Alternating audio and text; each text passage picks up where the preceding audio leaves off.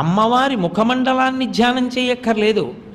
అమ్మవారి ముక్కుకి పెట్టుకున్నటువంటి నాసాభరణానికి ఉన్నటువంటి ముత్యం ఊపిరి పీల్చినప్పుడు లోపలికెళ్ళి ఇలా కొంచెం పైకొచ్చి కొంచెం లోపలికి ఎడుతూ ఉంటుంది. అసౌ నాసావంశస్తుహినగిరి వంశధ్వజపటి అంటారు. పెళ్ళయిన తర్వాత కొంతకాలం ఆ శ్లోకాన్ని చదువుతూ అమ్మవారి ముక్కులోంచి బయటికి వచ్చి లోపలికి వెడుతున్నటువంటి ముత్యాన్ని కానీ ధ్యానం చేస్తే మళ్ళీ ఆ వంశంలో అతని కడుపున 3 తరాల లోపల శంకర భగవత్పాదుల వంటి, చంద్రశేఖరేంద్ర సరస్వతి మహాస్వామి వంటి, చంద్రశేఖర భారతి వంటి మహాపురుషులు పుడతారు. అంటే అమ్మవారి ముక్కుకి పెట్టుకున్నటువంటి ముత్యం లోపలికెళ్ళి పైకి రావడం ధ్యానం చేస్తేనే అంత గొప్పదైతే అమ్మవారి ముఖమండల ధ్యానం మాటలు